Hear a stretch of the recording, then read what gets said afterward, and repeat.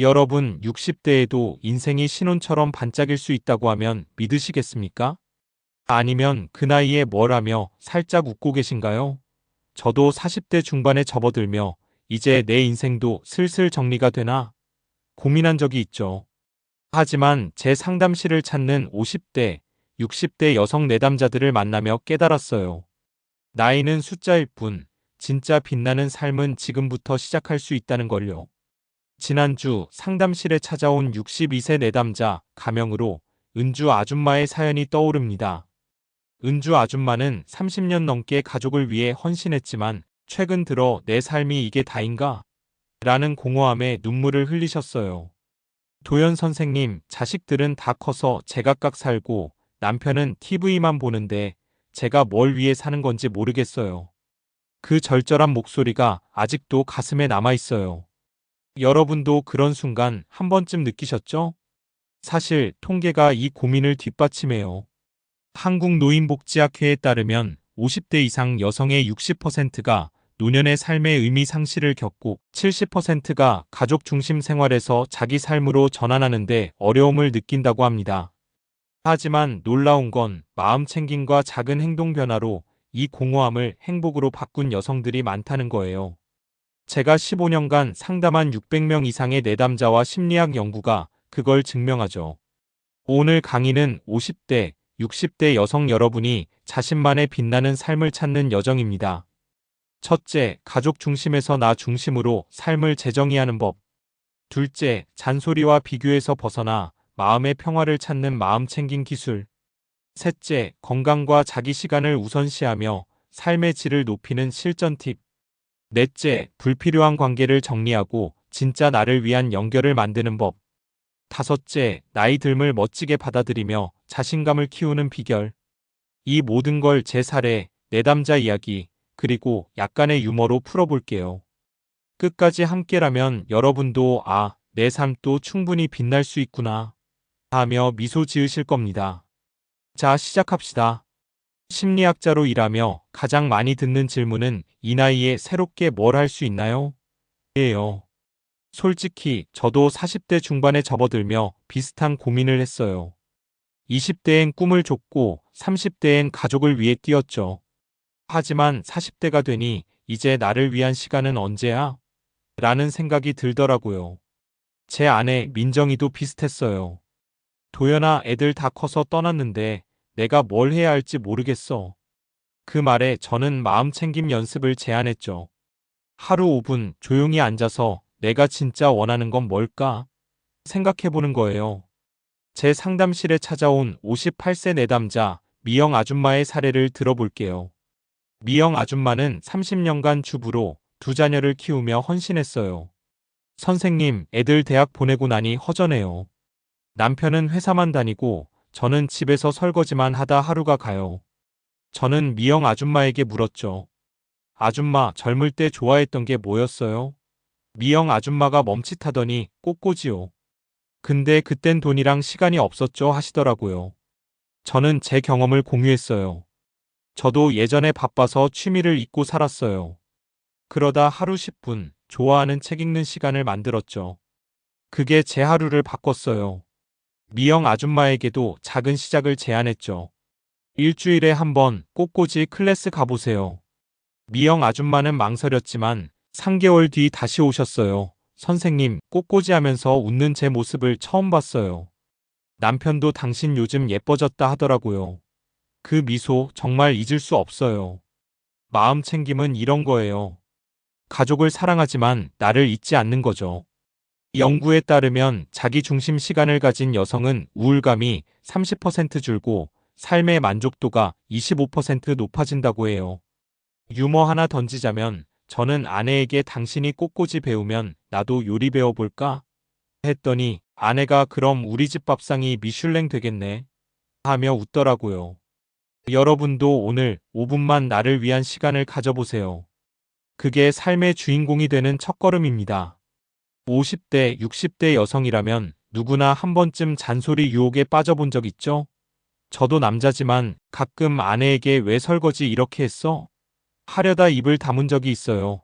저도 완벽한 남편은 아니에요.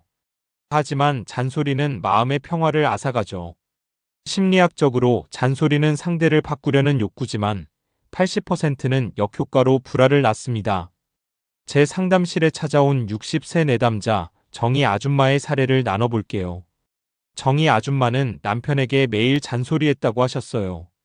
선생님, 남편이 양말을 벗어놓고 TV만 봐요. 잔소리 안 하면 미쳐요. 저는 웃으며 물었죠. 아줌마, 잔소리해서 남편이 양말 정리했나요? 정희 아줌마가 한숨 쉬며 30년째 안 바뀌어요 하시더라고요. 저는 제 이야기를 꺼냈어요. 저도 아내가 늦게 일어나면 왜 이렇게 늦어? 하려 했어요. 근데 어느 날 마음 챙김으로 바꿨어요. 민정이는 밤늦게까지 가족 챙기느라 피곤했겠지. 그 생각하니까 잔소리 대신 커피 한 잔 타줬죠. 정희 아줌마에게도 연습을 제안했어요. 남편이 양말 벗어놓으면 깊게 숨 쉬고 그냥 저 양말 치워줄까? 생각해보세요. 한 달 뒤 정희 아줌마가 오셨어요. 선생님, 잔소리 줄였더니 남편이 먼저 당신 요즘 왜 이렇게 부드러워? 하더라고요. 집이 조용해졌어요. 비교도 마찬가지예요. 옆집 아줌마는 자식 잘 나갔는데 같은 생각, 마음만 무겁게 하죠. 저도 예전에 친구가 새 차 샀다고 자랑할 때 내 차는 왜 저래? 했던 적이 있어요. 근데 마음 챙김으로 바꿨어요. 내 차도 나름 멋지잖아. 이게 은근 속 편해요. 연구에 따르면 비교를 줄이면 스트레스가 40% 감소한다고 하죠. 유머 하나 더. 정희 아줌마가 이제 남편 양말 치우는 게 운동 같아요. 하시더라고요. 여러분도 오늘 잔소리나 비교 떠오르면 숨 한 번 쉬고 내 마음이 더 소중해라고 말해보세요. 50대, 60대엔 건강이 제일의 재산이에요. 저도 40대 초반 바쁜 상담 스케줄에 치여 건강을 놓쳤던 때가 있었어요. 하루 종일 커피만 마시다 보니 몸이 무겁고 아내가 도연아, 요즘 왜 이렇게 피곤해 보여? 하더라고요. 그 말에 정신 차리고 매일 15분 걷기를 시작했죠. 2달 뒤 아내가 당신 요즘 젊어졌어 하며 놀라더라고요. 그 칭찬 덕에 지금도 걷기 놓치지 않아요. 제 내담자 57세 수진 아줌마의 사례를 들어보세요. 수진 아줌마는 선생님, 손주 돌보느라 제 건강 챙길 시간 없어요 하셨어요. 저는 물었죠. 아줌마, 손주도 중요하지만 아줌마 건강이 먼저 아니에요? 수진 아줌마가 그렇긴 한데 하시길래 제 경험을 공유했어요. 저도 바빠서 운동 안 했을 때 결국 병원 신세졌어요. 근데 하루 10분 스트레칭 시작하니까 에너지가 달라졌죠. 수진 아줌마에게 하루 10분 동네 한 바퀴 걸어보세요 했더니 3개월 뒤 선생님 걷다 보니 동네 꽃구경이 취미 됐어요.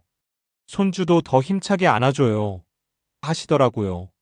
자기 시간도 마찬가지예요. 손주 돌봄, 가사에 치여 나만의 시간을 잊기 쉬운데 이게 삶의 질을 좌우하죠. 연구에 따르면 주 2시간 이상 취미 시간을 가진 여성은 우울감이 35% 줄어든다고 해요.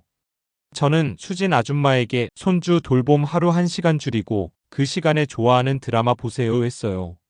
수진 아줌마가 드라마 보다가 남편이 같이 앉아서 웃더라고요. 우리 집이 넷플릭스 극장이 됐어요. 하시더라고요. 여러분도 오늘 10분이라도 나만의 시간을 챙겨보세요. 건강과 행복이 거기서 시작됩니다. 50대, 60대엔 인간관계도 선택과 집중이 필요해요. 저도 30대엔 친구 많으면 좋겠지 하며 무리해서 모임 나갔던 때가 있었어요. 근데 어느 날 불편한 친구와 억지로 밥 먹고 돌아와서 왜 이렇게 피곤하지? 했죠. 그때 깨달았어요.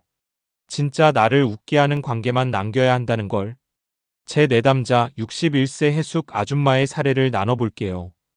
해숙 아줌마는 동창 모임에서 늘 스트레스 받으셨어요. 선생님, 친구들이 자식 자랑, 돈 자랑만 해요. 저는 그냥 조용히 있고 싶은데 저는 제 이야기를 꺼냈죠. 저도 예전에 자랑만 하는 친구랑 억지로 만났다가 속상했어요. 그래서 용기 내서 나 요즘 바빠하고 거리뒀죠.